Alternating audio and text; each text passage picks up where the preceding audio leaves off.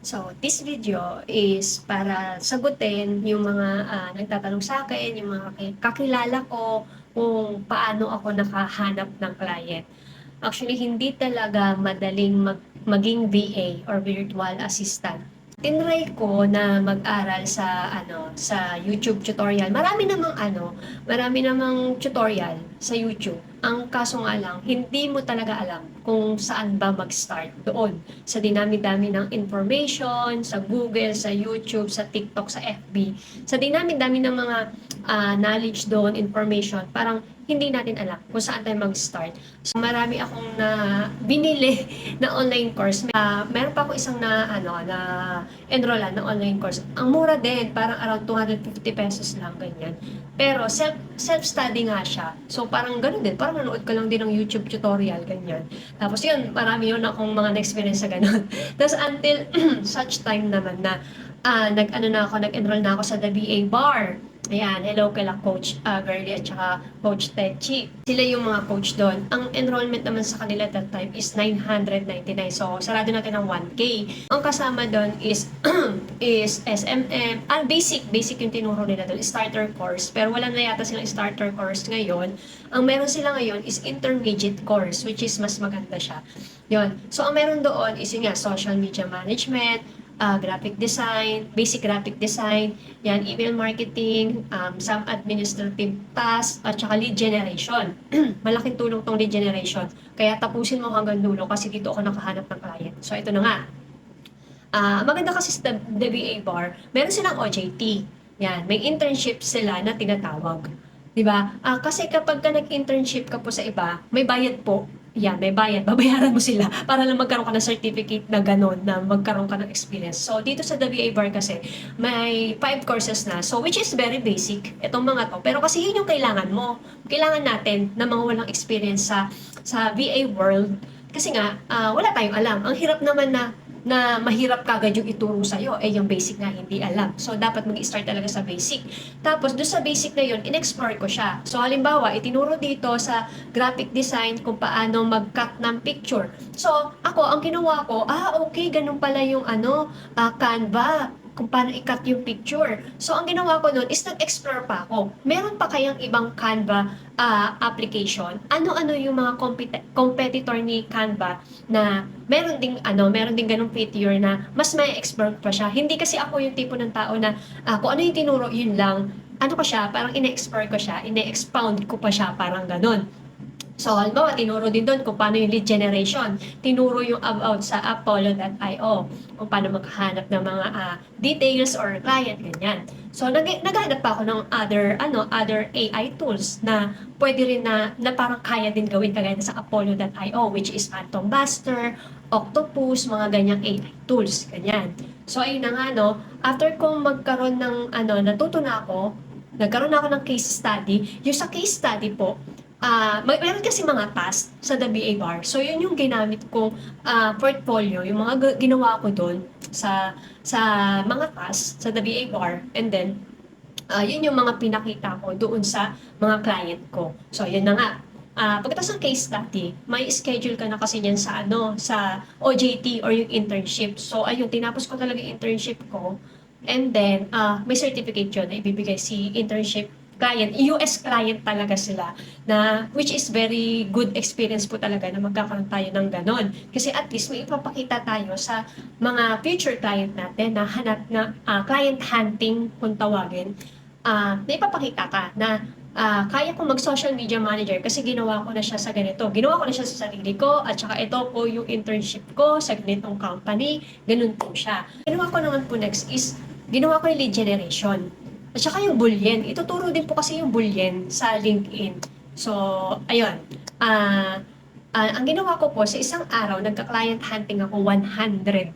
Ayan. Ganun po karami sinesearch ko ng mga client sa US. So, ang ginawa ko, sinearch ko, countries in US. So, marami yun. Alabama, from A to di ba, A to Z, gano'n, Alabama, California, ganyan, dami na, Ohio, gano'n.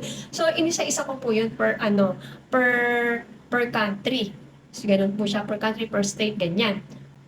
Tapos yun, ang ginagawa ko doon sa LinkedIn is, may search bar doon.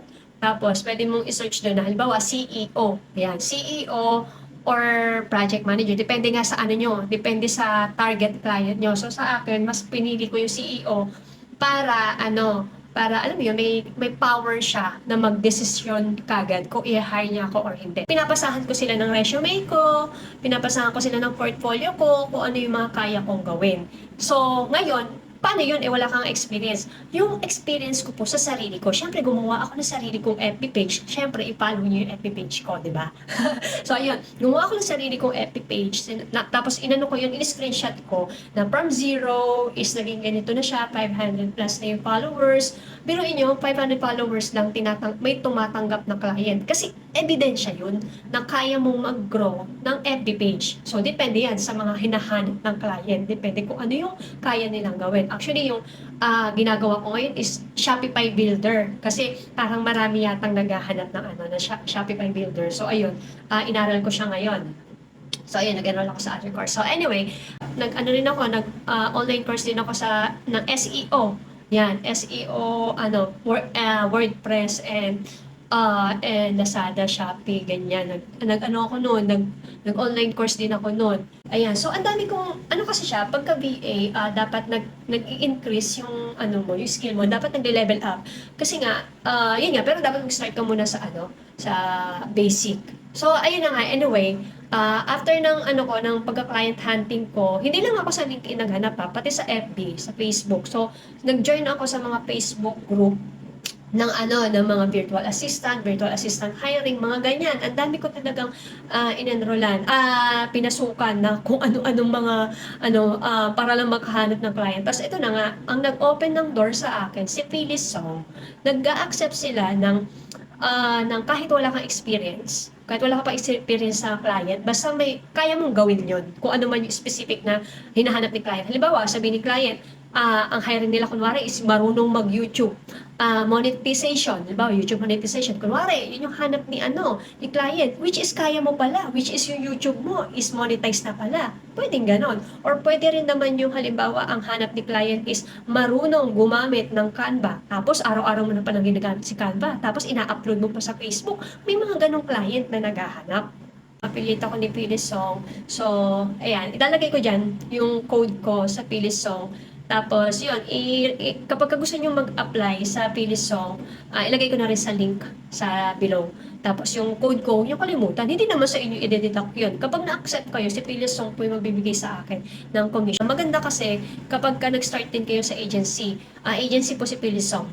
Hindi man ganun kataas yung offer nila, pero mas mataas siya kaysa sa minimum wage ng sahod dito sa Pilipinas. Kasi nag-start ako ng $5 per hour. O imagine niyo yun. Tapos syempre nilagay ko yun sa LinkedIn ko. Di ba? Sa LinkedIn ko, nilagay ko na-hired ako sa Phyllis Song. So, pagkatapos nun, meron ng mga PPM sa akin sa LinkedIn, 'di ba? Ano siya talaga, parang stepping stone siya kapag ka nakapasok ka ng agency. I think ganun kasi ganun yung nangyari sa akin. Kasi nga, alam nila kapag ka agency, tutok sa mga training kasi may training po kay Phyllis Song. Halimbawa, na-accept kayo ng client nila. May mga clients si Phyllis Song. Mag-i-interview po sa inyo nun. For the final interview is yung client nila, ganyan. Kapag nilagay mo yung nila na-hire ka sa kanila, parang yung ibang client na-a-attract na, ay, ito si Marjorie Nape, na-accept siya sa Phyllis Song agency. Ibig sabihin, nandun na kagad yung credibility na tinatawag, di ba? So, ayun, for now, actually gusto ko ulit mag-apply sa Phyllis Song kaso medyo fully scheduled tayo ngayon. So, ayun, ganun lang yung nangyari sa akin. Tapos, basta kapag nagkaroon kayo ng client, dapat lagi kayong nag-level up ng skills talaga. Kailangan nyo i-level up yung skills nyo, mag-umpisa kayo sa basic. Basic, the BI bar, highly suggested ko yan, vouch ko po yan. And then, tapos nun, pwede kayong mag-try sa Phyllis Song, pwede kayong maghanap sa LinkedIn, gamitin nyo yung Boolean, yung Apollo.io, yung Phantom Buster, yung Octopus, gamitin nyo yan para makahanap kayo ng client. Sa isang araw, 100 client po ang nililista ko doon sa Google Excel. Nilalagay ko yung name nila, yung LinkedIn link nila, Facebook link nila, YouTube nila, email nila. Sinesearch ko po, nililista ko po yun. Bakit? Para sisendan ko ng aking resume and portfolio. Ganun po yung ginawa ko araw-araw. Kasi bakit? Kasi in one hand, oh, ito, natutunan ko sa networking. Ay, tinatawag nilang worst case scenario. In 100 kasi, sa 100, may 10 magre-reply dyan.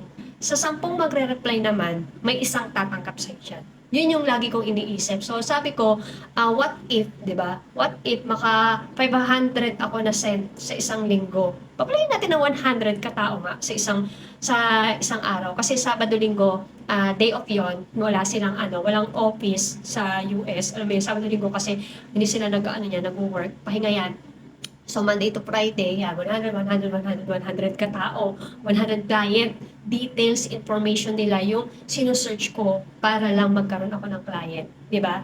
Imagine niyo yung 500, tapos na ang meron akong client so far na nahawakan ko is around, merong isang full-time, tapos merong per project, dalawa, tapos merong dalawang part-time. O, di ba?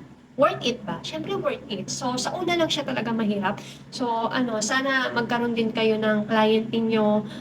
Pwede niyong sundan yung ginawa ko. Doon muna ako sa basics, sa WA bar. Ay, hindi. Ang pinakauna-una ko palang ginawa is yung nag-search muna ako sa YouTube, sa TikTok, sa Google, ganyan. Pero kasi medyo confusing talaga kapag walang nagga-guide. So, kung gusto niyo may magga-guide sa inyo, may internship pa, OJT, may certificated po yun. Dalawa, kasi isa galing sa WA bar, isa galing sa internship na client ni WA bar. So, yun, dalawa yung magiging certificate nyo po dun. Yun, WA bar po yun. Tapos the next po na gawin ninyo, syempre client hunting. Yun nga po, pwede nyo pong gawin yung ginawa ko na 100 a day, magka-client hunting kayo, tapos sasendan nyo na resume nyo, tsaka ng portfolio nyo, pwede nyo pong gawin yun. Tapos huwag nyo kakalimutan na lagi ninyong i-compile yung lahat-lahat ng mga nagawa ninyong project. I-compile nyo po.